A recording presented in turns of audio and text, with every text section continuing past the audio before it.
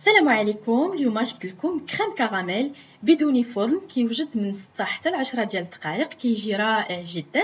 صاوبناه انا والصديقات ديالي في المجموعه ديالي اولا في الجروب ديالي، ونال الاعجاب ديالهم وحماقوا عليه وقالوا لي صفاء خاصك ضروري ديريه لينا في اليوتيوب باش نبقاو نمشيو له ديريكتومون. فقلت علاش لا اللي ما نديروش نبارطاجيه معكم.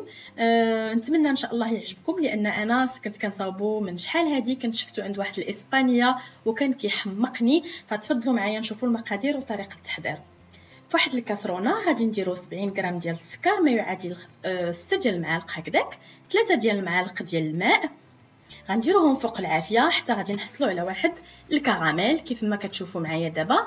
اللون مفتوح، غير غادي نشوفوا اللون بحال هكا. غادي نحيدوه من فوق النار وغادي نديروه في المول ديالنا. بالنسبه للناس اللي ما عندهمش بحال هذا المول هذا صغير، كيمكن لكم ديروه في لي مول صغيورين ديال لو فلان او اي حاجه عندكم متوفره في البيت. دونك غادي نديرو الكراميل بهذا الشكل وغادي نخليوه يبرد جانبا. غنمشيو نوجدو انا وياكم المقادير الاخرى. عندي هنا نصف لتر من الحليب يكون عادي على درجه حراره المطبخ، 4 ديال البيضات، 50 غرام ديال سنيده تقريبا واحد 4 ديال المعالق هكذاك. عندي هنا لو زيست ديال الحامض، انا كنفضل ديروا الفاني بحال اللي درت انا والصديقات ديالي في لو جروب. دونك عندنا في واحد الاناء غادي نخلطوا كلشي، ولا يمكن لكم تخلطوا البيض وسنيده وعاد تضيفوا الحليب فبحال. دونك كنخلطوا كلشي بواحد الطراب كهربائي قليلا، السرعه ديالو تكون متوسطه ماشي بزاف باش ما تكون ليناش داك الرغوه كثيره.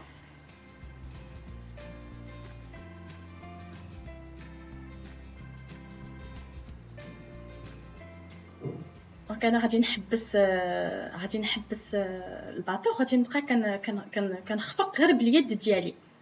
فوالا دونك كنديروه في لو مول ديالنا. الكراميل كيكون برد لان الكراميل دغيا كيبرد. يمكن لكم ديروه حتى في زليفات صغار ماشي مشكل، كيجي زوين. دونك دابا كنمشيو كنوجدوا الكوكوط ديالنا اللي غادي نطيبوا فيه هذا الفلان. الكوكوط انا درت فيها القليل جدا من الماء كيف ما كتشوفوا معايا، يعني ما هو ربع ما هو نص، يعني القليل جدا. الماء عادي ماشي سخون ما والو. غادي نحط دابا لو مول ديالي في الوسط بهذا الشكل هذا. غادي نكونوا متاكدين بعدا من الاول ان المول راه كيدخل لينا في الكوكوط، هذه شي حاجه ضروريه. كنديروا واحد الطبسيل اولا البابي الومنيوم من الفوق. نسدو الكوكوط ديالنا، كنجهدوا العافيه في الاول، غير كنسمعوا ان الصفاره كتصفر كنحسبوا من 6 ل 10 ديال الدقائق، ويا 10 دقائق افضل باش تكونوا متاكدين انه صافي واجد.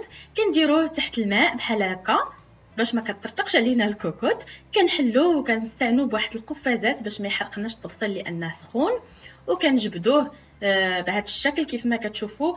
لو فلون ديالي متماسك وشاد راسو. فكيف ما قلت لكم انا كنصحكم ما ديروش الحامض، انا درت الحامض ولكن في اللايف اللي درتو مع البنات درنا لا فاني ليكيد. كنخليوه يبرد على درجه حراره المطبخ، ومن بعد كندخلوه للثلاجه من الافضل ليله كامله باش كيخرج لينا لو فلون زوين. كنقلبوه على طبق التقديم بهذا الشكل هذا